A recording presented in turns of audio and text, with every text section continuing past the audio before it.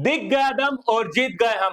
बेटा मैं अमन सकला स्वागत करता हूं आपके अपने अरिविहान पे, जहां हम आपके लिए बनाते हैं बेटा इंफॉर्मेटिव वीडियोस जो आपके बोर्ड एग्जामिनेशन और आपके आगे के लिए बहुत ज्यादा इंपॉर्टेंट रहते हैं।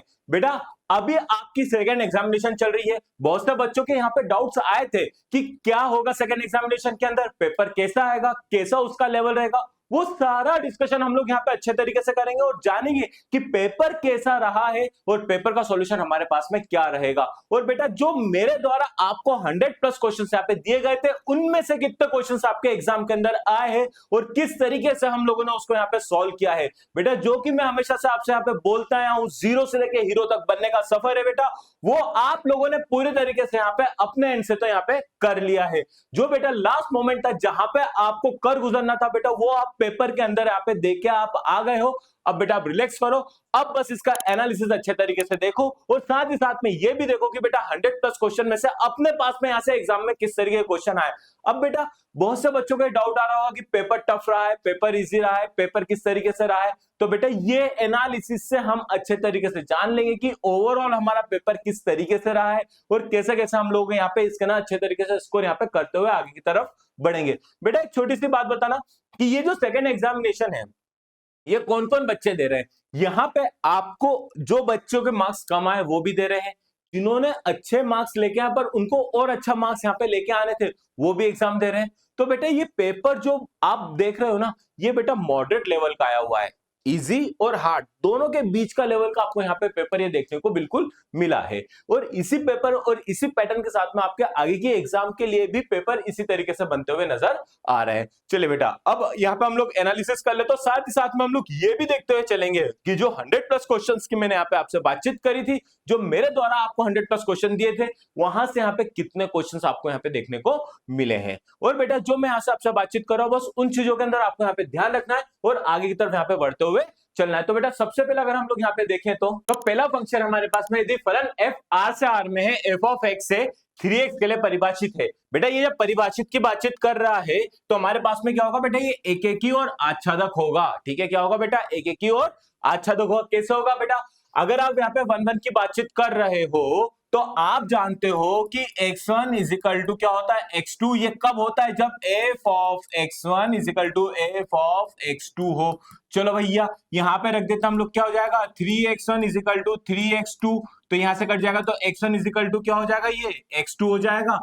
तो ये क्या हो रहा है बेटा, एक ही क्यों हो रहा है। और आच्छादक की बातचीत कर लेता हूं तो आच्छादक के लिए क्या हो जाएगा, ये हो जाएगा 3x is equal to y, क्योंकि मैं फंक्शन के अंदर एक एक स्टेप नहीं कर रहा हूं, डायरेक्ट करते हुए चल रहे हैं। तो x बराबर क्या हो जाएगा, ये y बाय 3 हो जाएगा। चलो ये वाली बातचीत समझ में आई है। और x की वैल्यू जैसे ही मैं रखूंगा तो मुझे y मिल जाएगा, मतलब ये क्या हो रहा है मेरे पास में यहाँ पे आच्छादक हो रहा है। चलो बेटा साइन इनवर्स साइन 2π/3 की मुझे यहाँ पे क्या निकालनी है, यहाँ पे मुझे वैल्यू निकालनी है। और बेटा ये 2π/3 है, जब इसको ब्रेक करूंगा तो काय में आएगी बेटा, पाई माइनस π/3 में आएगी। ये वाली बात आपको यहाँ तक क्लियर हुई है। जब इसमें आ रही है तो जब इसको सॉल्व करेंगे तो मेरे पास में क्या निकल के आ जाएगा बेटा, यहाँ से π/3 आंसर यहाँ पे निकल के आ जाएगा।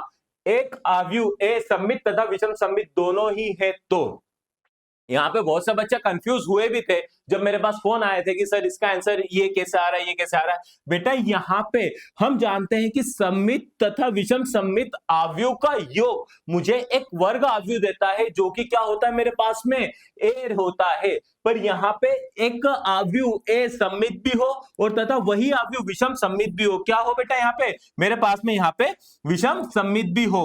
तो उसकी बातचीत कर रहा विषम सममित की, जब मेरे पास में एक ही आव्यूह सममित भी हो रहा है और वही आव्यूह विषम सममित भी हो रहा है, तो उसकी बातचीत हो रही, तो क्या हो जाएगा बेटा, ऑप्शन नंबर सी, वह एक शून्य आव्यूह है। बस आपको कंफ्यूज करने की यहाँ पे कोशिश की गई थी और इस चीज के लिए आपको यहाँ पे दिक्कत आ रही होगी कि सममित तथा विषम सममित को दोनों की बातचीत कर रहा है। ठीक है, चलो कोई दिक्कत वाली बात नहीं, पर लेकिन इस तरीके के स्टेटमेंट की हम लोगों ने यहाँ पे बातचीत कर रखी है अच्छे तरीके से और हम जानते भी हैं। चलो बेटा आगे मुझे क्या दे रखा, पी ए बराबर 1/2, पी बी बराबर 0, तो पी ए क्या ए बाई बी क्या हो जाएगा। चलो फॉर्मूले की बातचीत कर ले, तो P A intersection B upon में क्या हो रहा है बेटा, यहाँ से पी बी हो रहा है। ठीक है, A intersection B, A intersection B मेरे पास में कुछ भी नंबर निकल सकता है, चाहे तो वो मेरे पास में यहाँ पे फाइव निकले या एक्स कोई सा भी नंबर निकले। क्यों? क्योंकि हमें वो डेफिनेशन नहीं पता ए इंटरसेक्शन बी के लिए, तो हमने बोल दिया भाई साहब एक्स कोई सा भी नंबर निकल सकता है, उसके अंदर फाइव भी हो सकता है। ठीक है, फाइव भी हो सकता है। ठीक है, उसके अपॉन में क्या हो रहा है, पीवी बराबर जीरो, यानी अगर मैं यहाँ पे 0/0 भी ले लेता हूं तो वो भी नॉट डिफाइंड है। ठीक है, एक्स अपॉन जीरो ले रहा हूं वो भी नॉट डिफाइंड है, और 5/0 ले रहा हूं वो भी क्या हो रहा है बेटा, यहाँ पे मेरे पास में नॉट डिफाइंड हो रहा है, मतलब परिभाषित नहीं है। बात समझ में आई है? चलिए बेटा, अगला क्वेश्चन मुझे यहाँ पे क्या दे रहा है, यदि a बराबर 3 × 3 कोटि का एक वर्ग अवयव है तो एडजॉइंट ऑफ a, डिटरमिनेंट के अंदर एडजॉइंट ऑफ a का मान यहाँ पे मेरे पास में क्या होगा, और हम जानते हैं कि मॉड ऑफ a, सॉरी मेरी गलती है, इसको मॉड नहीं बोलते हैं, ये डिटरमिनेंट होता है। मॉड्यूलस अलग है, डिटरमिनेंट अलग है, दोनों के सिंबल एक जैसे यहाँ पे दिखाई दे सकते हैं, पर ये क्या है बेटा, डिटरमिनेंट है। डिटरमिनेंट ऑफ ए की पावर क्या हो जाएगी, n-1 हो जाएगी। यहाँ पे n क्या होता है बेटा, ये कोटि जो ऑर्डर देके रखा हुआ है, जो कोटि देके रखी हुई है वो n से यहाँ पे निरूपित की जाती है, मतलब n से रिप्रेजेंट की जाती है। तो आप देखोगे यहाँ पे जैसे 3 रखा, 3-1 क्या हो जाए, यहाँ पे 2 आ जाएगा, यानी डिटरमिनेंट ऑफ ए की पावर कितनी हो जाएगी, यहाँ पे 2 आ जाएगी। एक वृत्त की त्रिज्या r बराबर 6 सेंटीमीटर है, r के सापेक्ष का क्षेत्रफल में परिवर्तन की दर क्या करनी है, मुझे यहाँ पे ज्ञात करनी है। बेटा 100+ क्वेश्चन के अंदर मैंने आपको 3 लाइन का एक बड़ा सा स्टेटमेंट दिया था बबल वाला, बस उसी कंसेप्ट पे बेस्ड है, उसी तरीके कंसेप्ट पे बेस्ड है। और मैंने आपको यहाँ पे साइड से बताया भी था कि बेटा आपको सर्कल के, आपको रेक्टेंगल के, आपको पैराबोला के, आपको 3-4 कुछ यहाँ पे फॉर्मूले जो है आपको 2D और 3D के फॉर्मूले याद करके रखने, कि इसके अंदर एक जैसी स्टेप तो रहती है, पर लेकिन कहां पे कौन सा फॉर्मूला लग जाएगा वो चीज नहीं है। जैसे यहाँ पे बुलबुले की बातचीत की जा रही थी, मतलब वो एक स्पेयर की बातचीत की जा रही थी, अब यहाँ पे एक वृत्त की त्रिज्या की बातचीत की जा रही, बस ये फॉर्मूले याद हो तो कोई दिक्कत नहीं है। क्षेत्रफल की बात हो रही तो क्या हो रहा है, पाई आर स्क्वायर हो रहा है, जैसे इसको मैंने डिफरेंशिएट करा तो क्या हो जाएगा 2πr, तो ये हो जाएगा 2 इंटू कितना देके रखा हुआ है मुझे यहाँ पे जो मेरे को देके रखा हुआ है, कितना देके रखा हुआ है, 6 देके रखा हुआ है, यानी 2 इंटू 6 इंटू पाई, तो कितना आ जाएगा ये 12 पाई। मैं स्टेप बाय स्टेप सॉल्व नहीं करवाते चल रहा हूं, डायरेक्ट करते चल रहा हूं, तो कितना आ जाएगा, ऑप्शन नंबर भी आपका यहाँ पे बिल्कुल करेक्ट ऑप्शन हो जाएगा। चलिए बेटा आगे की तरफ बढ़ता है, आगे मेरे पास में यहाँ पे फिलिंग द ब्लैंक्स देके रखा हुआ है, और आपके मन में एक छोटा सा डाउट भी यहाँ पे आ रहा होगा, क्या कि सर मेरे पेपर के अंदर सबसे पहले तो मेरे को वन वर्ड दिखाई दिया, किसी दूसरे बच्चे के मन में डाउट आ रहा होगा कि मेरे पेपर के अंदर सबसे पहले मुझे ट्रू फॉल्स दिखाई दिए। अरे बेटा हमारे पास में 4 सेट में पेपर आते हैं, उन चारों सेट में क्वेश्चन का अरेंजमेंट यानी नंबर ऑफ क्वेश्चन तो हमारे पास में वो रहेंगे, यानी पहले नंबर पे अगर मेरे पास में चूज द करेक्ट है, ठीक है, सही विकल्प चुनो वाला है, और दूसरे सेट के अंदर वो तीसरे नंबर के क्वेश्चन पे रख दें, तो उससे घबराना नहीं है, सिर्फ आपको यहाँ पर अपने आंसर को यहाँ पे चेक करते हुए चलना है। और 100+ क्वेश्चन के अंदर से कितने क्वेश्चन हम लोगों को एग्जाम में एग्जैक्टली देखने को मिले हैं, उन चीजों के बारे में यहाँ पे बातचीत कर लेंगे। चलिए एक्स में ऐसा संबंध है ए कॉमा बिलोंग्स टू आर है। अरे बेटा जब मैंने 100+ क्वेश्चन की शुरुआत के अंदर पहले चैप्टर की बातचीत की थी, तब मैंने आपसे क्या बोला था बेटा, कि आपको एक की आच्छादक मतलब 1 on 2, फिर उसके बाद में आपको रिफ्लेक्सिव, सिमेट्रिक और ट्रांजिटिव, ठीक है, सतुल्य, सममित तथा संक्रामक संबंध के बारे में आपको अच्छे तरीके से यहाँ पे पढ़ना जरूरी है, क्योंकि उस पर आधारित प्रश्न आपको यहाँ पे बिल्कुल देखने को मिलेंगे ही मिलेंगे। मैंने आपको 2 टॉपिक के लिए ही बोला था कि 2 टॉपिक आप अच्छे से कर लोगे तो आपके सारे क्वेश्चन यहाँ पे बन जाएंगे, और सीधे सीधे आपको यहाँ पे डेफिनेशन के फॉर्म में यहाँ से पूछ लिया गया, तो क्या हो जाएगा बेटा, ये सतुल्य, ठीक है, क्या हो जाएगा बेटा, सतुल्य हो जाएगा। tan इनवर्स x का परिसर, ठीक है, यानी tan इनवर्स x की परिसर यानी मुख्य शाखा के मेरे से यहाँ से बातचीत की जा रही है, क्या हो जाएगी बेटा, ये हो जाएगी मेरे पास में -π/2 से π/2 हो जाएगी। बात समझ में आई है। एक विकर्ण आव्यूह कहलाता है यदि इसके विकर्ण के अवयव क्या होते हैं बेटा, समान होते हैं, मतलब कि आपसे वो मैट्रिक्स के बारे में बातचीत की जा रही है जिसके प्रिंसिपल डायगोनल मेरे पास में ये आ रहे हो, तो ये क्या होता है बेटा, एक अदिश अवयव कहलाता है, ठीक है, यानी आपका यहाँ पे क्या हो जाएगा, ये एक स्केलर मैट्रिक्स कहलाएगा, तो मतलब क्या हो जाएगा, ये अदिश अवयव हो जाएगा। बात समझ में आई है। चलिए बेटा एक वर्ग अवयव कहलाता है यदि हमारे पास में डिटरमिनेंट ऑफ ए बराबर क्या हो, यहाँ पे 0 हो। चलिए बेटा अवयव के बारे में बातचीत की जा रही है, ठीक है, अवयव के अंदर आपने एक कंसेप्ट पढ़ा था ए इनवर्स यानी व्युत्क्रमणीय अवयव पढ़ा था, उसके अंदर क्या पढ़ा था कि एडजॉइंट ऑफ ए अपॉन में मॉड ऑफ ए होता है। बोले हाँ सर बिल्कुल होता है। यहाँ पे एक और इस फॉर्मूले के अंदर कंडीशन होती थी कि मॉड ऑफ ए, सॉरी मेरी मिस्टेक है, यहाँ पे क्या हो जाएगा, ये डिटरमिनेंट ऑफ ए हो जाएगा। ये डिटरमिनेंट ऑफ ए जो है नॉट इक्वल टू क्या होना चाहिए मेरे पास में, यहाँ पे शून्य होना चाहिए, तभी ये क्या होगा, इसका व्युत्क्रम हम लोग यहाँ पे निकाल सकते हैं। अगर ये मेरे पास में, ठीक है, अगर मेरे पास के अंदर यहाँ पे डिटरमिनेंट ऑफ ए बराबर 0 होता है तो ये क्या कहलाता है, अव्युत्क्रमणीय अवयव, यानी नॉन इन्वर्टेबल मैट्रिक्स यहाँ पे इसका कहलाता है। चलिए नेक्स्ट क्वेश्चन मुझे यहाँ पे क्या देके रखा हुआ है, फलन F X equal to 2x minus 1 का स्क्वायर प्लस 3 का निम्नतम क्या करना है, मुझे यहाँ पे मान ज्ञात करना है बेटा। उच्चतम निम्नतम मान ज्ञात करने के लिए सबसे पहले हम लोग क्या करते हैं बेटा, इसका डिफरेंशिएशन करते हैं, मतलब अवकलन करते हैं, और फिर उसको इक्वल टू 0 रख के हम लोग यहाँ पे चेक करते हैं। चलो फटाफट से कर लेते हैं, तो कितना हो जाएगा 2x माइनस 1, ठीक है, और इसका हो जाएगा, अगर मैं इसके इक्वल टू में 0 रखूं तो x बराबर कितना आ जाएगा बेटा मेरे पास में, यहाँ पे 1/2 मिल जाएगा, x का मान मुझे यहाँ पे मिल गया है।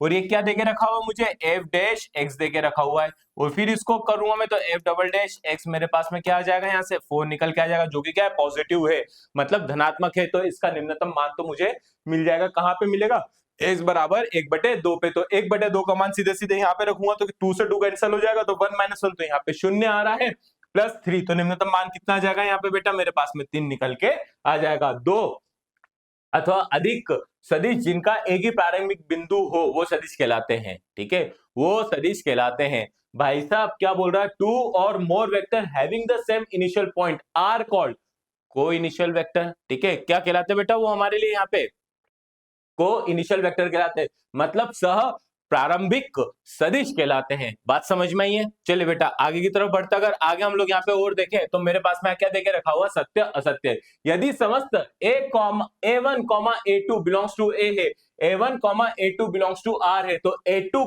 a1 बिलोंग्स टू r प्राप्त हो तो r सममित कहलाता है। अरे भैया भैया भैया 100+ क्वेश्चन के अंदर मैंने आपको ये बताया था, पहले ही चैप्टर के अंदर पहली ही बात हमारे यहाँ पे क्या प्रूफ हो रही है, वो चीजें आपको यहाँ पे दिखाई दे रही है। जैसा कि मैंने आपको यहाँ पे बोला था कि 1-1 की बातचीत की जाएगी, ऑन टू की बातचीत की जाएगी, ये एक पैटर्न अलग है, उसके बाद में हमारे पास में रिफ्लेक्सिव, सिमेट्रिक और ट्रांसिटिव का पैटर्न अलग है। देख लो बेटा सीधे सीधे आपसे यहाँ पे डेफिनेशन और इन सबके फॉर्म में पूछा जा रहा है कि A1 A2 के फॉर्म में दे दिया, हम AB के फॉर्म में पढ़ते आ रहे थे, कोई दिक्कत वाली बात नहीं। अगर हम यहाँ पे A1 A2 के फॉर्म में देख लेते हैं तो ये AB बिलोंग्स टू R बोल रहा है, तो BA बिलोंग्स टू में भी क्या होना चाहिए, R होना चाहिए, तब जाके ये क्या कहलाते हैं बेटा, सम्मित कहलाते हैं। तो बोले हाँ सर बिल्कुल होता है, तो ये क्या हो जाएगा बेटा मेरे लिए यहाँ पे ट्रू हो जाएगा। साइन इनवर्स एक्स का प्रांत, ठीक है, मेरे से क्या पूछा बेटा यहाँ पे, साइन इनवर्स एक्स का प्रांत -1 से 1 के होता है। अरे हाँ भैया बिल्कुल होता है, तो ये क्या हो जाएगा बेटा ट्रू होता है। किसी सम्मित अवयव के विकर्ण ये सभी अवयव हमेशा शून्य होते हैं बेटा, सम्मित अवयव में तो नहीं होते हैं, तो ये क्या हो जाएगा बेटा फॉल्स हो जाएगा, मतलब असत्य हो जाएगा। A dot adjoint of A equal to determinant of A dot I, जहां ए एन कोटि का एक वर्ग अवयव है। अरे बिल्कुल है, क्यों नहीं है। अभी हमने देखा था क्या कि ए इनवर्स निकालने के लिए मुझे यहाँ पे एडजॉइंट ऑफ ए अपॉन में डिटरमिनेंट ऑफ ए निकालना पड़ता था। बोले हाँ सर निकालना पड़ता था। जब मुझे ये चीज प्रूफ करनी है, ये चीज मुझे सिद्ध करनी है, तो ये मुझे डिटरमिनेंट यहाँ पे निकालना पड़ेगा। और डिटरमिनेंट कैसे निकलता है, जब हमारे पास में मैट्रिक्स एक स्क्वायर मैट्रिक्स के फॉर्म में यहाँ पे देके रखी गई हो, मतलब वर्ग अवयव के रूप में हमें यहाँ पे निरूपित की गई हो, तभी हम उसका डिटरमिनेंट यहाँ पे निकाल सकते हैं। तो भाई साहब अगर ये मेरे को निकालना है तो मुझे इसका वर्ग अवयव होना बहुत ज्यादा जरूरी है। और जब इसका बहुत ज्यादा जरूरी की बातचीत की जा रही है तो आप इस बात से समझिए कि ये निकल रहा है तभी तो मेरे पास में सिद्ध होगा, तो ये बातचीत भी क्या हो रही है मेरे लिए यहाँ पे ट्रू हो रही है। चलो फलन cos 3x का प्रति अवकलज 3 sin 3x होता है? नहीं बच्चा, बिल्कुल नहीं होता है। क्यों? क्योंकि आपसे यहाँ पे इंटीग्रेशन की बातचीत की जा रही है, आपसे शब्दों के साथ में खेला जा रहा था कि यहाँ पे इंटीग्रेशन की बातचीत की जा रही। cos 3x का इंटीग्रेशन क्या हो जाएगा, 1/3 sin 3x हो जाएगा। तो ये बातचीत क्या हो जाएगी बेटा, यहाँ से फॉल्स हो जाएगी। त्रिभुज के तीनों भुजाओं का क्रम में लेने पर उसका सदिश हो गया 0 होता है? बिल्कुल होता है। अरे बेटा हम लोगों ने पढ़ रखा है ना क्या कि ए कुछ इस तरीके से हमारे पास में आता है, और अगर मैं इसकी पोजीशन चेंज कर दूंगा तो ये 0 हो जाएगा। बोला हाँ सर याद आ गया, तो ये कितना हो जाएगा, बिल्कुल ट्रू वाली बातचीत हो जाएगी। चलिए बेटा आगे की तरफ बढ़ते, अगर आगे हम लोग यहाँ पे देखें तो मैच द कॉलम। अरे मेरे बच्चे, जैसा कि मैंने 100+ इंपॉर्टेंट क्वेश्चन में आपको पहले ही बताया था, क्या बताया था कि बेटा मैच द कॉलम आपसे इंटीग्रेशन के फॉर्मूले पूछे ही जाएंगे, आपसे 1 नंबर वाले क्वेश्चन में फॉर्मूले पूछे ही जाएंगे। वो सारी चीजें आपको यहाँ पे देखने को मिल गई है, यही सारा फॉर्मूला आपको यहाँ पे देखने को मिल रहा है। चलो बेटा फटाफट से इसको भी सॉल्व कर लेते हैं। बेटा ये कंडीशन कब आती है, ये कंडीशन तब आती है जब मेरे पास में जो फलन देके रखा हुआ है, जो फंक्शन देके रखा हुआ है, वो इस तरीके से हो, ठीक है, वो इस तरीके से हो। तो मतलब ये इसके लिए तो मेरे पास में 1 नंबर होगा ही होगा। Integration of 10x, integration of 10x का मेरे पास में आंसर क्या हो जाएगा, log of sec x plus C. तो ये हो जाएगा मेरे पास में 2। cot x का क्या हो जाएगा बेटा, cot x का हो जाएगा log of sin x है मेरे पास में 3। ठीक है, sec x tan x का क्या हो जाएगा बेटा, sec x tan x की अगर मैं यहाँ से बातचीत कर रहा हूं तो ये हो जाएगा मेरे पास में sec x प्लस सी। ये हो जाएगा मेरे पास में 4 के लिए, ठीक है, ये हो जाएगा मेरे पास में 4 के लिए। cosec x, cot x के लिए मेरे पास में यहाँ पे क्या आ जाएगा, माइनस ऑफ cosec x, ये हो जाएगा मेरे पास में 5। ठीक है, ए से ये 0 कब होता है बेटा, ये 0 ये डेफिनेट इंटीग्रेशन की प्रॉपर्टी है। ठीक है बेटा, ये डेफिनेट इंटीग्रेशन की प्रॉपर्टी है जब ये होता है कि जब मेरे पास में जो फलन है वो इस तरीके से निकल के आ जाए, वो मेरे पास में विषम निकल के आ जाए, वो मेरे पास में ऑड निकल के आ जाए, तब मैं ये बोल सकता हूं कि ये फंक्शन क्या हो जाएगा, मेरे पास में यहाँ पे 0 हो जाएगा। चलिए बेटा आगे की तरफ चलते हैं। अगर मैं यहाँ पे 10x के डिफरेंशिएशन की बात कर लेता हूं तो आज इसमें से ऑप्शन चेक कर लो कौन सा बचा हुआ है। इसमें से ऑप्शन बचा हुआ है सिर्फ ये, और हमें इसका फॉर्मूला तो वैसे भी याद है कि हमारे पास में ये होता ही है। चलिए बेटा आगे की तरफ चलते हैं, और आगे हम लोग यहाँ पे देखते हैं कुछ अच्छे खासे प्रश्न जो हमसे एग्जाम में यहाँ पे पूछे गए हैं, और हम इसके बाद चेक करते हुए चलेंगे कि कौन कौन से हमारे पास में 100+ क्वेश्चन में से यहाँ से डायरेक्ट क्वेश्चन देखने को यहाँ पे मिले हैं। चलो बेटा tan inverse √3 minus sec inverse -2 का मान ज्ञात कीजिए। अरे भैया हमने देखा था कि क्या होता है बेटा, π/3 -2 π/3, तो सॉल्व करोगे तो क्या आ जाएगा, -π/3, आपका आंसर निकल के आ जाएगा। चलिए बेटा ये वाली बात आपको समझ में आई है। सेकंड क्वेश्चन क्या बोल रहा है, a = ये मुझे मैट्रिक्स दे रखी है, ठीक है, तो a का परिवर्तन लिखे, मतलब क्या निकालना है, ट्रांसपोज निकालना। ट्रांसपोज के लिए हम लोग जानते हैं क्या होता था बेटा, क्या होता था भाई साहब, रो को कॉलम में, कॉलम को रो के अंदर, मतलब जो ये आई है ये मेरे पास में जो रो की पोजीशन बताता है वो अब कॉलम की पोजीशन बताने लग जाएगा, और जो कॉलम की पोजीशन बताता है वो रो की पोजीशन बताने लग जाएगा। तो सीधे सीधे मैं यहाँ पे लिख सकता हूं क्या कि A inverse = A J of Ji, और ये हो जाएगा n क्रॉस m। बोले सर ये कैसे हो जाएगा, अरे भैया जब आई जे मतलब रो और कॉलम की हम पोजीशन बदल रहे हैं, तो भाई साहब जो पूरा हमारे पास में मैट्रिक्स यहाँ पे देके रखा, जो पूरा व्यू देके रखा, वो भी तो रो कॉलम में बदल रहा है, कॉलम रो में बदल रहा है, तो भाई साहब ये पोजीशन भी तो बदला जाएगी ना। चलिए बेटा नेक्स्ट क्वेश्चन क्या देके रखा हुआ है कि 3x x1 3 2 4 1 हो तो x का मान ज्ञात करो, तो कितना हो जाएगा भाई साहब, 3 - x² = 3 - 8। ये 3 से 3 कैंसिल, ये माइनस से माइनस कैंसिल, x² = 8, तो x = क्या हो जाएगा, +-2 √2, आंसर यहाँ पे निकल के आ जाएगा। तो इसकी वैल्यू क्या आ जाएगी, +-2 √2 निकल के आ जाएगी। अंतराल ज्ञात कीजिए जिसमें fx 2x² - 3x प्रदत्त फलन वर्धमान है। ठीक है, क्या है बेटा, वर्धमान है। चलो बेटा वर्धमान की अगर हमसे यहाँ पे बातचीत की जा रही है और उस अंतराल के लिए की जा रही है, तो सबसे पहले मैं यहाँ से f' निकाल लेता हूं, तो मेरे पास में यहाँ से f' से क्या निकलेगा, वो निकलेगा यहाँ से 4x - 3, और इसको इक्वल टू में क्या रखना है, 0, तो x = 3/4, मतलब जो भी वैल्यू आएगी 3/4 से हमेशा से यहाँ पे क्या होनी चाहिए, मेरे पास में बड़ी होनी चाहिए। और जब बड़ी होने की बातचीत की जा रही है और अंतराल की बातचीत की जा रही है, मतलब 3/4 से लेके अनंत, कुछ ऐसा थोड़ी ना देके रखा है कि यहाँ तक ही जाएगी, उसके बाद में मेरे को क्या है, वर्धमान बताना है। कुछ उन्होंने थोड़ी ना बोला कि यहाँ तक के उस एरिया के अंदर तक के वर्धमान बताना है, ऐसा तो कुछ बोला नहीं है, तो उस चीज को आपको यहाँ ध्यान रखना है।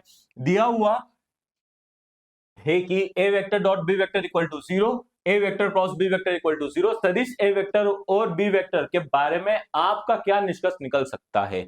चलो देख लेते हैं, निष्कर्ष निकालने की बातचीत की जा रही है। अगर मेरे पास में a vector dot b vector बराबर 0 देके रखा है, तो इसका फॉर्मूला खोलते हैं, यानी मॉड ऑफ ए वेक्टर, बेटा अब मॉड लग रहा है, अब यहां डिटरमिनेंट नहीं, अब मॉड लग रहा है, mod of B vector cos theta. ठीक है, ये जीरो हो रहा है। ये जीरो कब हो सकता है? ये जीरो तभी हो सकता है या तो ये वैल्यू जीरो हो, या तो ये वैल्यू जीरो हो, या तो ये वैल्यू जीरो हो। ठीक है, अब क्रॉस के अंदर ले रहे हो तो उसके अंदर भी हमारे पास में फॉर्मूला है, पर लेकिन हम इस चीज को समझ रहे हैं और हमें यहाँ पे ए और बी के बारे में ही बातचीत की जा रही है। ए और बी के बारे में ही हमसे क्या की जा रही है, यहाँ पे बातचीत की जा रही है। मतलब हम कॉस थीटा या फिर जो थीटा के बारे में बातचीत हो उसके ऊपर हम ध्यान नहीं दे रहे हैं।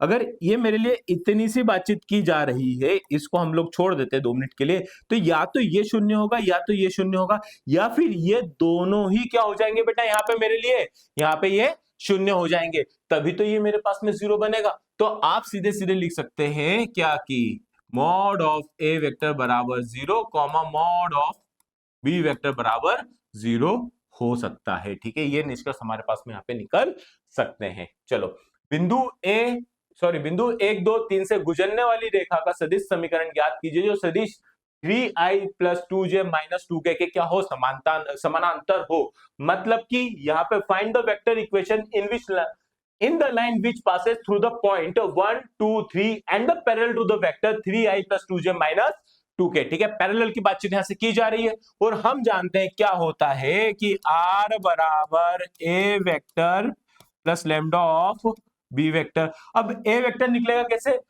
जो ये बिंदु दे रखी, इनसे मुझे एक वेक्टर की इक्वेशन बनानी पड़ेगी, तो फटाफट से बना लेते हैं। तो कितना आ जाएगा मेरे पास में, i + 2j + 3k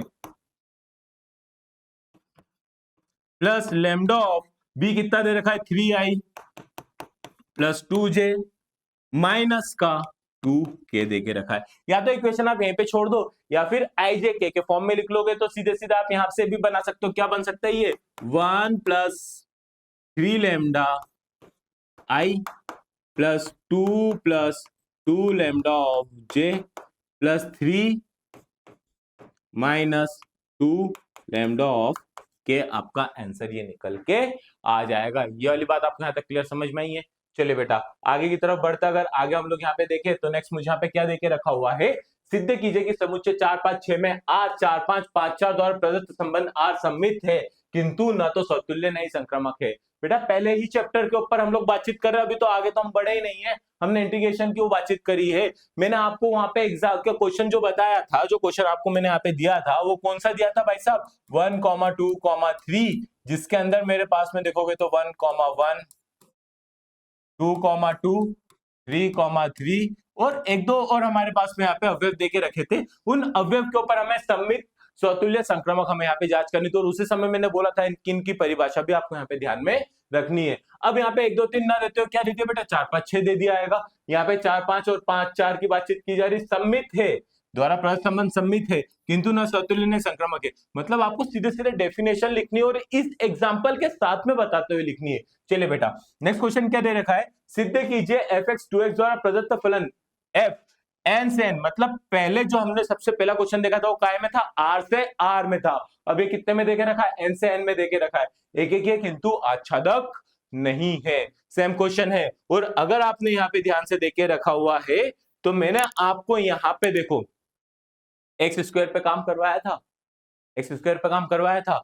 अब यहाँ पे उन्होंने सीधे सीधे 2x पे दे दिया और मैंने 100+ क्वेश्चन की शुरुआत में बताया था बेटा कि जो मैं आपको अगर यहाँ पे 2x में बता रहा हूँ, चाहे तो एग्जाम में 5x में आ जाए या 6x में आ जाए, कोई फर्क हमें यहाँ पे नहीं पड़ता क्योंकि हम यहाँ पे कंसेप्ट को ध्यान में रखते हुए चल रहे हैं। देखा बेटा कि किस तरीके से आपको यहाँ पे क्वेश्चंस देखने को बिल्कुल बिल्कुल यहाँ पे मिल गया है। अगर आप ये देख रहे हो कि tan - 1 - cos x / 1 + cos x 0 से लेके पाई तक के बीच के अंदर सरलतम रूप है बेटा। 100+ क्वेश्चन में इसका तो मैंने आधा सॉल्यूशन भी आपको बता दिया था, ठीक है। अगर नहीं याद आ रहा है तो बेटा ये रहा, देखो ये रहा, बिल्कुल ये रहा, डिक्टो ये रहा और ये लगी मेरी फोटो जो क्वेश्चन के साथ में आपको यहाँ पे समझा रहा हूं। बिल्कुल इसी तरीके से जब मैं इस क्वेश्चन को यहाँ पे आपको समझा रहा हूं तो आप ये देखो कि हमारे पास में सीधा सीधा क्वेश्चन छप के आ गया, बिल्कुल एग्जैक्ट, और हमारे पास में लिमिट तक चेंज नहीं हुई है, वही लिमिट के अंदर हम लोगों से यहाँ से बातचीत की जा रही है। चलिए बेटा अगर आप इस क्वेश्चन को देख रहे हो तो अभी हम लोगों ने यहाँ पे सॉल्व करा है, बस उसका थोड़ा सा एडवांस वर्जन आ गया है। तो ये क्वेश्चन हमारे पास में क्या है बेटा, इस तरीके से जो 2-2 नंबर में हमसे यहाँ पे पूछे गए हैं और आप देख रहे हो तो इसमें ये क्वेश्चन दिख गया, इसमें ये क्वेश्चन दिख गया, सिंपल सी बात है, बिल्कुल हम लोग को यहाँ पे दिखते चले जा रहे हैं। अब देखो यहाँ पे मुझे क्या देके रखा हुआ है, ये मैट्रिक्स देके रखा हुआ है, ठीक है, हमें ये देके रखा हुआ है। और अगर आप यहाँ पे ध्यान से देख पा रहे हो तो आप ये देखोगे बेटा मैंने ये देके रखा हुआ था, कहाँ गया, अरे ये रहा, ठीक है। अगर आप यहाँ पे ध्यान से दे रहे हो तो ये क्वेश्चन मैंने आपको पढ़ाया था, ये क्वेश्चन बोला था, एग्जैक्टली छप गया ना, एग्जैक्टली आया कि नहीं आया। और ये वाले क्वेश्चन को अगर आप यहाँ पे ध्यान से देख रहे हो तो मैं आपको ये बता दूं कि मैंने इसका एडवांस वर्जन ही क्वेश्चन दे दिया था बेटा, कि अगर टफ से टफ आएगा तो बेटा इस तरीके से आ सकता है, इससे ज्यादा तो नहीं आएगा। जब आपने क्वेश्चन की अगर प्रैक्टिस कर ली तो आपको तो पूरा का पूरा यहाँ पे दिक्कत यहाँ से खत्म ही हो गई होगी। चलिए बेटा, अगर आप यहाँ पे आप लोगों को ये चीज समझ में आ गई तो आप ये देख लो कि किस तरीके से बिल्कुल एक्यूरेट और के और वाले क्वेश्चन भी एग्जैक्ट बैठ रहे हैं, और यहाँ पे तो पोजीशन भी चेंज नहीं हुई है। जो चीज मैंने आपको 5वें नंबर पे बताई, 6ठे नंबर पे बताई, वो ऐसे कैसे हम लोग यहाँ पे क्वेश्चन और के अंदर यहाँ पे देखने को मिल गए। हाँ, थोड़ा सा इसमें चेंजेस जरूर देखने को मिला है, उससे लोअर कैटेगरी का क्वेश्चन आ गया, पर लेकिन हमने हायर क्वेश्चन ही देख लिया तो उसमें दिक्कत नहीं। और वाला तो एज इट इज है, बिल्कुल एकदम पॉइंट टू पॉइंट डिक्टो, कहीं से कहीं तक में कुछ चेंजेस नहीं है। चलिए बेटा, नेक्स्ट क्वेश्चन क्या देके रखा हुआ है मुझे, सारणिक का प्रयोग करके त्रिभुज का क्षेत्रफल ज्ञात कीजिए जिसके शीर्ष ये हो, ठीक है, जिसके शीर्ष ये हो। बेटा शीर्ष की बातचीत की जा रही है, इसके अंदर भी मैंने आपको इसका सिमिलर क्वेश्चन बताया था। कौन सा बताया था बेटा, त्रिभुज, ठीक है, क्या बताया था बेटा, यहाँ पे अगर आप ध्यान से देख रहे हो, त्रिभुज का क्षेत्रफल 4 वर्ग इकाई है जिसके शीर्ष बिंदु, तो के का मान क्या करना है मुझे यहाँ पे ज्ञात करना है, ठीक है, के का मान मुझे यहाँ पे ज्ञात करना है। इसका के का मान नहीं, सीधे सीधे फॉर्मूला दे दिया, और फॉर्मूले के अंदर आप जानते हो सीधे सीधे इक्वेशन क्या वैल्यू पुटअप करोगे और आंसर निकाल लोगे। कैसे आंसर निकालोगे भाई साहब, 1/2 x1 y1 1 x2 y2 1 x3 y3 1, ठीक है, ये फॉर्मूला था, फॉर्मूले में वैल्यू रखते हैं, ठीक है। और यहाँ पे हमें यहाँ पे सीधे सीधे दे दिया था और हम उसको सॉल्व करके 4 के साथ में आंसर निकाल के लेके आते हैं। बस सिमिलर क्वेश्चन हमें यहाँ पे देखने को बिल्कुल मिले ही मिले हैं। बात समझ में आई है? चलो बेटा, अगर ये सारी चीज आपको समझ में आ गई है तो बहुत अच्छी बात है। नेक्स्ट क्वेश्चन हमें यहाँ पे क्या देखने को मिला है, इफ ए बराबर एक 2 क्रॉस 2 के मैट्रिक्स है, दर्शाइए A square minus 5a plus 7i equal to क्या है बेटा, यहाँ पे 0 है, ठीक है। ये क्वेश्चन हमें थोड़ा सा नया देखने को मिला है, पर लेकिन हम लोगों ने इसको संभव बेस में भी कर रखा है, ठीक है, संभव बेस में हम लोगों ने इसको बिल्कुल अच्छे तरीके से सॉल्व करके यहाँ पे देखा ही था। चलिए बेटा, आगे की तरफ अगर हम लोग यहाँ पे बढ़े तो नेक्स्ट मुझे यहाँ पे और क्या देके रखा हुआ है, निम्नलिखित फलन का सांतत्य पे विचार कीजिए, ठीक है बेटा। सांतत्य पे मेरे को यहाँ पे विचार करना था, पर लेकिन जब मैंने आपसे यहाँ पे बातचीत करी थी ना बेटा, मैंने इसके आपको 2 क्वेश्चन के बारे में बातचीत करी थी, जिसके अंदर आपको एक ये वाला था और जिसमें मुझे के की वैल्यू निकालनी थी बेटा, मैंने वो दोनों ही आपको बताए थे। और देखो बेटा, के की वैल्यू निकालनी पर फंक्शन अलग हो गया है, के की वैल्यू तो यहाँ पे निकालनी है ना बेटा, वो ये वाले क्वेश्चन आपको यहाँ पे देखने को बिल्कुल मिले हैं, ठीक है, ये वाली बिल्कुल चीजें आपको यहाँ पे देखने को मिली है। अगर आप यहाँ पे देख रहे हो तो अब आपके साथ में यहाँ पे इंटीग्रेशन देके रखा हुआ है क्या बेटा, कि सेक स्क्वायर एक्स अपॉन में कॉसेक स्क्वायर एक्स डीएक्स का मान ज्ञात करना है। किसका मान ज्ञात करना है बेटा मुझे यहाँ पे, सेक स्क्वायर एक्स अपॉन में कॉसेक स्क्वायर एक्स, ठीक है। अगर मैं इसको सॉल्व करूंगा तो ये मेरे पास में क्या हो जाएगा, ये टेन स्क्वायर एक्स होगा क्या। चलो एक बार देख लेते हैं यार फिर से, हो सकता है जल्दी जल्दी के ना मैंने कुछ गलत लिख दिया हो। सेक स्क्वायर एक्स होगा 1 अपॉन में कॉस स्क्वायर एक्स 1 अपॉन में साइन स्क्वायर एक्स, ऊपर चले जाएगा तो क्या हो जाएगा इंटीग्रेशन में टेन स्क्वायर एक्स। सीधे सीधे बेसिक प्रॉपर्टी की बातचीत की जा रही है। किसकी बातचीत की जा रही है बेटा, यहाँ से बेसिक प्रॉपर्टी की बातचीत की जा रही है। ये क्या होता है, सेक स्क्वायर एक्स माइनस 1, ठीक है, ये हो जाएगा 10x माइनस एक्स प्लस सी। आप देख रहे हो ट्रिग्नोमेट्रिक आइडेंटिटी का यूज कर रहे हैं, सिंपल सा एक बेसिक फॉर्मूला अप्लाई कर रहे हैं, आंसर निकाल के ला रहे हैं, ठीक है। सेम क्वेश्चन हमारे पास में एज इट इज उसके नीचे वाला भी है, इसमें भी आप आइडेंटिटीज का यूज करोगे, रूट से वैल्यू हटाओगे और आंसर निकाल के लेके आओगे। तो इस तरीके के क्वेश्चन आपको देखने को मिले इंटीग्रेशन में।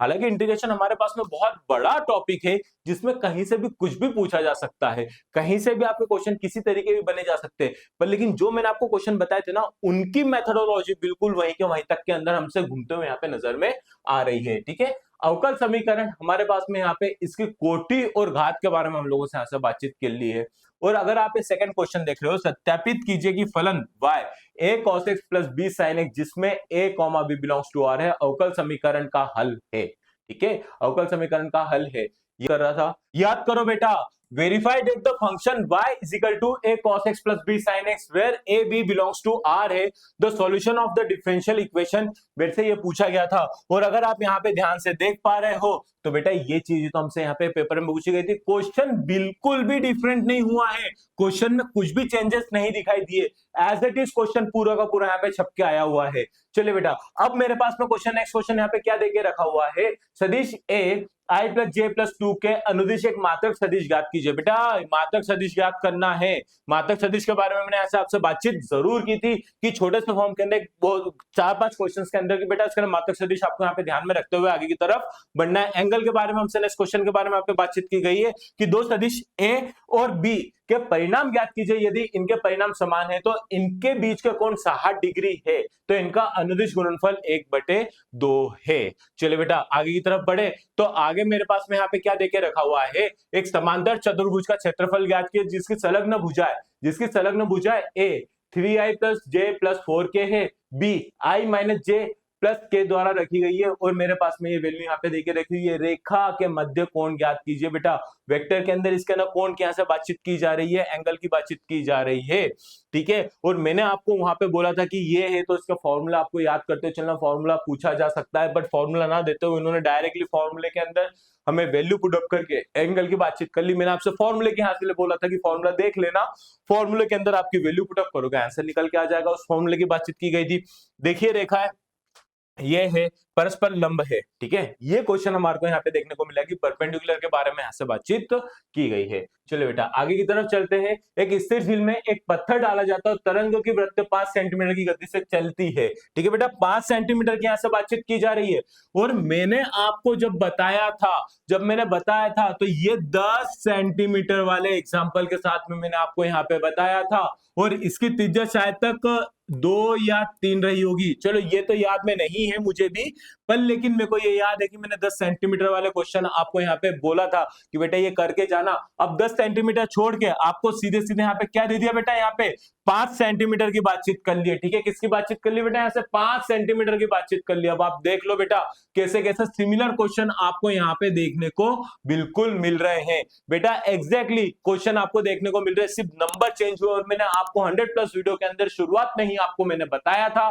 क्या बताया था कि बेटा नंबर भले बदल सकते हैं, पर जो कंसेप्ट मैं आपको यहाँ पे देते हुए चल रहा हूं बेटा वो कंसेप्ट आपके लिए रामबाण रहेंगे। आपको जीरो से हीरो तक बनने का जो सफर रहेगा उसके लिए बहुत ज्यादा महत्वपूर्ण रहेंगे। और हमेशा हमारा ये स्लोगन ही रहे अरिविहान का, क्या कि कहीं भी हो मुश्किल तो साथ खड़ा है अरिविहान। तो बेटा अरिविहान आपके हर मोमेंट के ऊपर आपके साथ में बिल्कुल खड़ा हुआ है, और आपके इस रिजल्ट का भी आपसे ज्यादा बेसब्री से इंतजार कर रहा है कि आपका रिजल्ट कैसा आया है। और बेटा अभी तो पेपर देख के हम लोग इस तरीके से बातचीत कर रहे हैं, जब रिजल्ट आएगा तब सीना ठोक के आप लोगों के साथ में बातचीत करें कि हाँ बेटा देखो ये हमारा रिजल्ट है। ठीक है, ये आपका रिजल्ट है। ठीक है, जो आपकी मेहनत है, जो हमारे साथ के अंदर आपकी मेहनत है, ये उसका रिजल्ट है। तो ये आपकी मेहनत का रिजल्ट आपको दिखेगा और हमें बहुत ज्यादा यहाँ पे खुशी मिलेगी। चलिए बेटा नेक्स्ट क्वेश्चन यहाँ पे क्या पूछा गया है, समाकलन का उपयोग करते हुए वक्र y = 4x y अक्ष और रेखा y = 3 से घिरे अक्ष का क्षेत्रफल यहाँ पे क्या करना है, मुझे ज्ञात करना है। अगर आपको याद हो मैंने यहाँ पे y = 4x मुझे यहाँ पे देके रखा हुआ था, ये लाइन नहीं दी हुई थी, ये लाइन मैंने नहीं रखी थी। यहाँ पे मैंने क्या रखा था, यहाँ पे लेटस रेक्टम रखा था। ठीक है, याद आया लेटस रेक्टम वाला क्वेश्चन, जिसके अंदर y बराबर एक निश्चित पॉइंट के ऊपर से हम लोग वैल्यू रखते हुए चलते हैं बेटा, वही चीज तो यहाँ थी। और अब इन्होंने y एक्सिस के ऊपर लाइन की दे दी है। बात तो एक ही पढ़ रहे हो, ये फंक्शन तो हमारा तब भी चेंज नहीं हुआ, y = 4x। बात समझ में आ रही है। और समाकलन का उपयोग करते हुए दीर्घवृत्त से घिरे क्षेत्र का क्षेत्रफल मुझे यहाँ पे क्या करना है, ज्ञात करना है। चलो बेटा, और अगर आप यहाँ पे देख पा रहे हो तो बेटा ये देखो, ये देखो और ये देखो। ठीक है, ये देखो एग्जैक्ट मैच, बिल्कुल कहीं से कहीं तक में कुछ भी चेंजेस नहीं है। जैसा मैंने आपको यहाँ बताया था एज इट इज वो सारी चीजें मुझे यहाँ पे देखने को बिल्कुल मिली है। चलिए बेटा आगे की तरफ बढ़े, तो आगे मुझे यहाँ पे क्या देके रखा हुआ है, अवरोधों के अंतर्गत। और मैंने उसी समय बताया था बेटा कि इसमें कुछ भी आ जाए, कुछ भी आ जाए, आपको 2 से 3 पॉइंट याद रखने हैं, towards origin, away from the origin. ये सारी चीज अगर आप याद रख लोगे तो ये वाला क्वेश्चन आपका बिल्कुल सॉल्व हो जाएगा। बात समझ में आई है? 2 थैले 1 2 में दिए गए हैं, ये हमारा प्रोबेबिलिटी वाला क्वेश्चन है। ठीक है, किसका क्वेश्चन है बेटा? यहाँ पे हमारा प्रोबेबिलिटी वाला क्वेश्चन है। एक परिवार में 2 बच्चे, ये भी हमारा क्या है बेटा? प्रोबेबिलिटी वाला क्वेश्चन है। और अगर आपने ये चीज देखी है तो अब आप मुझे यहां बताओ, एक थैले में 4 लाल 4 काली गेंदें। ठीक है, नंबर भले थोड़े से इधर उधर हो सकते हैं, पर आप ये देखो 2 थैले दिए हुए हैं, 4 काली गेंदें हैं, 2 लाल 4 काली गेंदें, यहाँ पे 4 लाल 4 काली गेंदें। नंबर चेंज हो रहे हैं, स्टेटमेंट भी आपका एज इट इज निकल के आ रहा है। एक जो, और देखो एक दंपत्ति के 2 बच्चे हैं, एक दंपत्ति के 2 बच्चे हैं, एक परिवार के 2 बच्चे हैं। ठीक है, दोनों लड़के होने की प्रायिकता ज्ञात कीजिए। यहाँ पे ज्ञात के बच्चों में से कम एक बड़ा बच्चा लड़की हो, दोनों बच्चे। आ गया? समझ में आया? क्वेश्चन जो बोला है वो आया है, जो बताया है वो आया है। क्वेश्चन की लैंग्वेज चेंज हुई है, यहाँ तो नंबर भी चेंज नहीं हुआ है। ये क्वेश्चन है, ये क्वेश्चन हमारा एज इट इज वहां देखने को मिल गया है। तो अगर आप इस चीज को भी देख रहे हो तो आप तो ये तो बिल्कुल एक्यूरेट हमारे पास में आया है, और ये भी हमारे पास में बिल्कुल देखने को मिला है। तो आप ये समझो कि क्वेश्चन बिल्कुल एग्जैक्ट हमारे पास में सेम मैच हो रहे भैया, और के और वाला भी अलग नहीं जा रहा है, और के और वाला भी हमारे पास में बिल्कुल एग्जैक्ट देखने को मिल रहा है। तो इस तरीके से हमारे पास में क्या हो रहा है बेटा? क्वेश्चंस और देखने को मिल रहे हैं। ठीक है, चलो बेटा, यदि एक्स वाई इजिकल टू ई की पावर एक्स माइनस वाई मुझे यहाँ पे दे के रखा हुआ है, d Y by D x find out करना है, d Y by D x find out करना है। चलो बेटा कर लेते हैं, दोनों तरफ लॉग ले लो। ठीक है, डिफरेंशिएशन है, थोड़ा इधर उधर हो भी जाता है तो फटाफट से लॉग लेके हम लोग इसको सॉल्व कर लेते हैं। अगर मैंने यहाँ पे दोनों तरफ क्या ले लिया बेटा? लॉग ले लिया, तो मेरे पास में क्या हो जाएगा? Log x y is equal to x minus y. मैं छोटी छोटी स्टेप्स नहीं लिख रहा हूँ, फटाफट बस स्पीड में काम करते आ रहे हो। तो कितना हो जाएगा? Log X plus log Y is equal to x minus Y. Y उठ के इधर आ जाएगा, तो ये log Y plus Y is equal to x minus log X. 1 upon में Y D Y by D X plus D Y by D x is equal to 1 minus 1 upon में X. Solve कर लो तो ये हो जाएगा D Y by D X 1 plus Y upon में y x minus 1 upon में एक्स। इसको लेके जाओगे तो d Y by D x is equal to y upon में एक्स एक्स माइनस 1 अपॉन में 1 प्लस वाई आपका आंसर निकल के आ जाएगा। ये क्वेश्चन आपसे पूछा गया था और ये सारी चीजें मैंने आपसे डिस्कस करी थी। ठीक है, मैंने आपसे यहाँ पे थोड़ा एक एक्सटेंडेड लेवल ई की पावर एक्स का डायरेक्ट फॉर्मूला ने ई की पावर 2x वाला डायरेक्ट क्वेश्चन आपसे मैंने यहाँ पे दिया था, पर लेकिन उससे छोटा वाला ही क्वेश्चन आपसे यहाँ से पूछ लिया गया है। चलो बेटा, नेक्स्ट मुझे यहाँ पे क्या देखा हो? Sine Y equal to sine inverse X दर्शाइए। भाई साहब दर्शाइए, डिफरेंशिएशन क्या हो जाएगा? ये हो जाएगा मेरे पास में sine y is equal to x d Y by D x. तो कितना हो जाएगा? Cos y D Y by D x is equal to 1। तो क्या वापस से इसका डिफरेंशिएशन कर देंगे तो minus of sine Y D Y by D X का square plus cos y D square Y upon में D X square is equal to 0।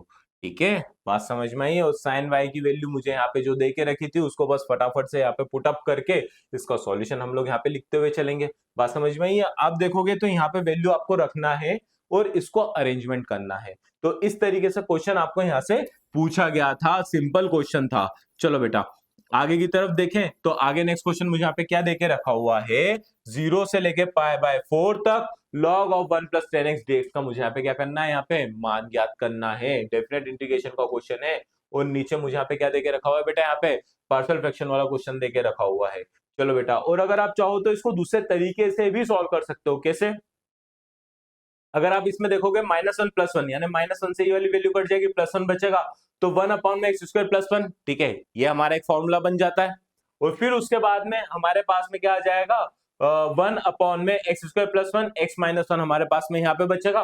तो आप इसके बाद में फिर इसका मल्टीप्लीकेशन करके इसके अंदर पार्शियल फ्रैक्शन लगा के इसको सॉल्व यहाँ पे कर सकते हो। चलो अवकल समीकरण का व्यापक हल ज्ञात करना है। ठीक है, मैंने आपको यहाँ पे क्वेश्चन बताए थे व्यापक हल वाले, क्वेश्चन यहाँ पे डिफरेंट आ गया है पर लेकिन कंसेप्ट हमारे पास में वही यहाँ पे हमारे पास में लगा है। चलिए बेटा आगे की तरफ चलते हैं और आगे हम लोग यहाँ पे ध्यान दे तो मुझे यहाँ पे क्या देके रखा हुआ है, बिंदु 1,2, -4 से जाने वाली दो रेखाएं के लंब रेखा के सदिश समीकरण क्या करना है बेटा, यहाँ पे ज्ञात करना है और रेखाएं के बीच की न्यूनतम दूरी ज्ञात करनी है। और अगर आपने यहाँ पे ध्यान से देखा होगा तो ये दो लाइन मेरे को देके रखी हुई है और आप यहाँ पे ये पॉइंट से दो रेखाओं के सदिश के बारे में यहाँ पे बातचीत की जा रही, इसका एडवांस वर्जन है।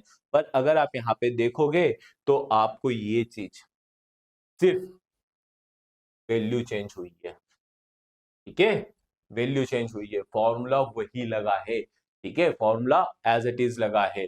तो आप देख रहे हो कि कितने सारे क्वेश्चंस सीधे सीधे आपको यहाँ पे देखने को बिल्कुल मिले हैं एग्जाम के अंदर। और बेटा मैं अच्छे तरीके से यहाँ पे आपसे बात बता रहा हूँ, प्रूफ के साथ में यहाँ पे दिखा रहा हूँ कि क्वेश्चन एज इट इज यहाँ पे दिखाई दिए हैं जो मेरे द्वारा आपको यहाँ पे दिए गए थे। कुछ क्वेश्चंस के नंबर भले बदले गए हैं, कुछ क्वेश्चंस की थ्योरी बदलने की कोशिश की गई है, पर लेकिन अगर आप समझदार बच्चे हैं आपको इन सब चीजों से कोई दिक्कत नहीं आई होगी। तो चलो बेटा इसी के साथ में मैं यहाँ पे उम्मीद करता हूं कि आपके इस सेकेंड एग्जाम के अंदर मार्क्स बिल्कुल अच्छा आए होंगे। और जो मेरा स्लोगन है बेटा जीरो से लेके हीरो तक बनने का सफर, तो बेटा वो आपने यहाँ पे अच्छे तरीके से कर लिया है। और आपको ये एनालिसिस देखने के बाद में आपको किस तरीके की प्रतिक्रिया लग रही है, आपके कितने मार्क्स आने की उम्मीद हो रही है, बस बेटा आप कमेंट बॉक्स में बता देना। भले आप मार्क्स मत बताना, आप भले इतना लिख देना सर जीरो से हीरो तक बनने का सफर हमारा पूरा हो गया है, हम हीरो बन गए हैं। इस तरह के कमेंट भी अगर आप कर दोगे तो बेटा मुझे लगेगा कि हाँ मेरे बच्चों ने तो यहाँ पे एग्जाम बिल्कुल फोड़ के आए, बिल्कुल अच्छे नंबर यहाँ पे लेके आए हैं। चलिए बेटा इसी के साथ में मैं आपसे यहाँ पे विदा लेता हूँ, मिलता हूँ नेक्स्ट वीडियो में। हाँ नेक्स्ट वीडियो में मिलने के बाद में आप बोलोगे सर नेक्स्ट वीडियो में आप क्यों मिलोगे, हमारी तो 12th की एग्जाम हो गई है, अब इसके आगे और क्या। बेटा अरिविहान आपके साथ में आपकी उन्नति में हमेशा खड़ा रहा है, हमेशा आपके लिए कुछ ना कुछ करते रहेगा। आपका रिजल्ट आने के बाद में अगर आपको किसी तरीके की समस्या होती है कि हमें कॉलेज कैसा लेना, हमें किस तरीके से आगे और बढ़ना है, तो बेटा उसमें भी अरिविहान आपकी बिल्कुल मदद करेगा। आप बेटा हमें कॉल लगा लीजिए, आपके रिस्पेक्टेड टीचर से आपकी बातचीत करा के वो सारे आपके डाउट भी यहाँ पे क्लियर हम लोग करवा देंगे, ताकि आपके भविष्य में कहीं भी आपका भविष्य बनाने में रुकावट ना हो। बस वही उम्मीद हम लोग यहाँ पे लेके चलते हैं। तो चलिए बेटा इसी के साथ में मैं आपसे विदा लेता हूं, मिलता हूं किसी और नए तरीके के इंपॉर्टेंट इंफॉर्मेशन के साथ में या इंपॉर्टेंट लेक्चर के साथ में। तब तक के लिए बेटा खुश रहिए, मस्त रहिए। और बेटा आगे की एग्जाम अगर आपकी बची हुई है तो उसकी पढ़ाई की जो नहीं है तो बेटा आप थोड़ा सा एंजॉय कर लीजिए और उसके बाद में अपने भविष्य के बारे में सोचना यहाँ पे चालू कर दिए। चलिए बेटा जय हिंद जय भारत। MP बोर्ड 2026 में टॉप करने के लिए अभी डाउनलोड करें अरिविहान ऐप। बैच से जुड़ने या जानकारी के लिए कॉल करें 8305351495।